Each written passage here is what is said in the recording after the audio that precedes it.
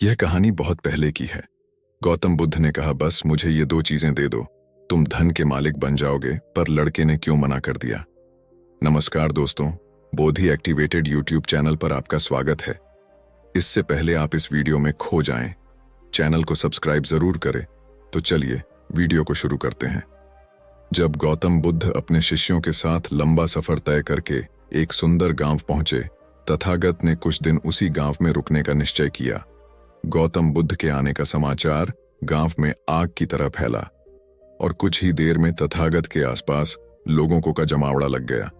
लोग कई तरह की समस्या लेकर वहां आने लगे। तभी एक बुजुर्ग रोते हुए गौतम बुद्ध के पास आए और कहा, हे तथागत, मेरा बेटा कुछ काम नहीं करता, गरीबी और कठिनाइयों के लिए ईश्वर को दिन रात कोसता रहता है। जब मैं समझाता हूं तो मुझसे ही बहस करने लगता है और घर का माहौल खराब हो जाता है। तथागत, मैं जानता हूं कि वह अपना नुकसान कर रहा है, लेकिन मुझे समझ नहीं आता कि मैं उसे सही रास्ते पर कैसे लाऊं। गौतम बुद्ध मुस्कुराए और बुजुर्ग व्यक्ति से बोले, आप कोई बहाना बनाकर अपने बेटे को मेरे पास ले आइए। बुजुर्ग व्यक्ति ने कहा, तथागत, मेरा बेटा किसी की बात नहीं सुनता, सबसे बहस करता है। मुझे डर है कहीं वह आपको भी कोई गलत बात ना कह दे। बुद्ध मुस्कुराए राय और बोले, चिंता मत करो, तुम बस उससे कहना कि मैं उसकी सारी समस्याओं का समाधान कर दूंगा। गौतम बुद्ध की बात सुनकर कुछ लोग बुजुर्ग के साथ उसके बेटे को बुलाने चल दिए। दोपहर का समय था। लड़का अपने कमरे में सो रहा था। घर पहुंचते ही सबने जगाया और उसे समझाना शुरू किया, लेकिन लड़का साथ चलने को तैयार नहीं हुआ। वह बस इतनी सी बात दोहराता रहता, इस सारे साधु पाखंडी और नकली होते हैं, मैं इनकी बातों में आने वाला नहीं। लेकिन जब गांव वालों ने उसे बताया कि बुद्ध उसकी हर परेशानी का समाधान कर देंगे, तब जाकर वह गौतम बुद्ध से मिलने को राजी हुआ। बुजुर्ग अपने बेटे को लेकर जब गौतम बुद्ध के पास पहुंचे तो लड़का बुद्ध को घूरते हुए बोला, किस बात के लिए आपने ने मुझे यहां बुलाया? अगर आप यह चाहते हो कि मैं ईश्वर को कोसना बंद कर दूं, तो मैं ऐसा कभी नहीं करूंगा, क्योंकि ईश्वर ने मुझे इस बेकार शरीर के अलावा दिया गया है।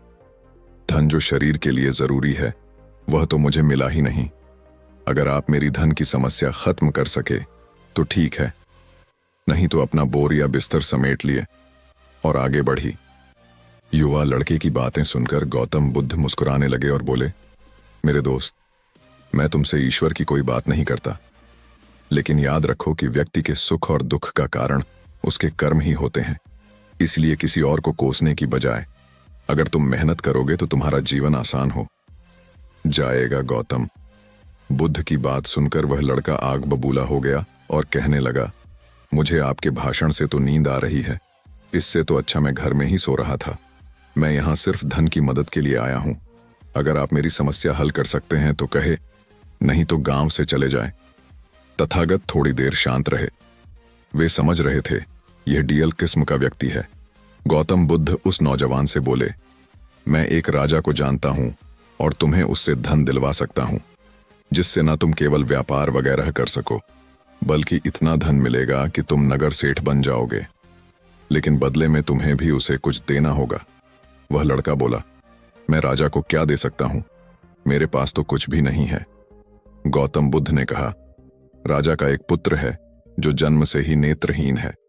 राजवैद्य ने कहा कि अगर राजकुमार को किसी जीवित व्यक्ति की आंखें मिल जाएं, तब वह ठीक हो सकता है। अगर तुम अपनी दोनों आंखें राजकुमार को दे दो तो राजा तुम्हें सोने से तौल देंगे, फिर तुम अपना जीवन आराम से बिता सकते हो। यह सुनते ही डर के कारण लड़के ने आंखों पर हाथ रख लिए और जोर से कहा, यह आप क्या कह रहे हैं? जीते जी कोई अपनी आंखें कैसे दे सकता है? कोई कितना भी धन क्यों ना दे, मैं अपनी आंखें नहीं दे सकता। गौतम बुद्ध बोले, कोई बात नहीं, दो, नहीं तो सिर्फ एक ही आंख दे दो, फिर भी मैं तुम्हें तुम्हारे वजन के बराबर सोने के सिक्के दिलवा दूंगा। वह लड़का फिर झन्ना कर बोला, आप कैसी बातें कर रहे हैं? मुझे सोने के चाहे जितने सिक्के मिल जाएं, मैं अपनी एक भी आंख नहीं दे सकता। मेरी आंखें अनमोल हैं। गौतम बुद्ध ने कहा, अगर तुमको और धन चाहिए तो बोलो, राजा मना नहीं करेगा। लड़का बोला, मेरी आंखें अमूल्य हैं, कृपया आप यह कहना बंद कर दें, मुझे किसी भी कीमत पर अपनी आंखें नहीं बेचनी। लड़के की बात सुनकर गौतम बुद्ध ने कहा, मेरे प्यारे दोस्त, अभी कुछ समय पहले ही तुम अपने शरीर को बेकार कह रहे थे, कोस रहे थे, और अब तुम कह रहे हो कि तुम्हारी आंखें अनमोल हैं। आंखें तुम्हारे शरीर का छोटा सा हिस्सा है। अगर तुम्हारी आंखें अनमोल हैं तो तुम्हारा शरीर कैसे बेकार हो सकता है? अगर शरीर तुम्हें अनमोल लगता है तो तुम्हारी बुद्धि की क्या कीमत है? अगर यह सब मूल है तो जीवन शक्ति जो तुम्हें जिंदा रखे हुए हैं, उसकी क्या कीमत है? गौतम बुद्ध के शब्द सुनकर उस लड़के की आंखों में आंसू आ गए। वह तथागत के चरणों में गिरकर रोने लगा। फिर कहा, मैंने बहुत बार कोशिश की, लेकिन मैं कुछ कर नहीं पा रहा, इसलिए मैं इतना हताश और कड़वा हो गया हूं। गौतम बुद्ध ने लड़के को उठाया और कहा, मेरे दोस्त, इंसान का जन्म बहुत कीमती है। केवल इंसान के पास ही इतना विवेक होता है कि वह सही गलत में अंतर कर सकता है। ताकतवर पशु पक्षियों में भी यह स्वतंत्रता नहीं है। इसलिए अपने शब्दों की ताकत पहचानो और किस्मत को कोसना बंद करो। जब चेहरे पर परेशानी आती है तो हम सब नकारात्मक हो जाते हैं और भूल जाते हैं कि हमारे पास कितनी सारी बेशकीमती योग्यताएं हैं। गौतम बुद्ध कहते हैं कि बनाने और मिटाने दोनों की शक्ति हमारे शब्दों में है। जब शब्द सच्चाई और दया से भरे होते हैं तो वे दुनिया बदल देते हैं। इसलिए गौतम बुद्ध आगे कहते हैं कि अपनी जबान को अच्छे शब्द सिखाओ, अपने मन को अच्छे विचार सिखाओ। आंख, कान, नाक, जबान सबको ट्रेन करो। इंद्रियां बहुत अच्छी दोस्त बन सकती हैं।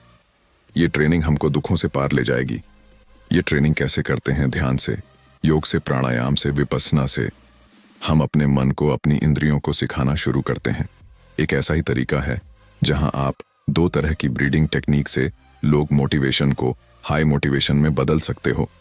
जब भी आपका काम करने का मन ना करे या जब आप बहुत ज्यादा डिस्ट्रैक्ट हो रहे हो तो इन 2 टेक्निक्स का प्रयोग कीजिए। तो दोस्तों, उम्मीद करता हूं कि यह वीडियो आपको पसंद आया होगा। ऐसे ही और वीडियो देखने के लिए हमारे चैनल को सब्सक्राइब करें और कमेंट में नमो बुद्धा जरूर लिखें।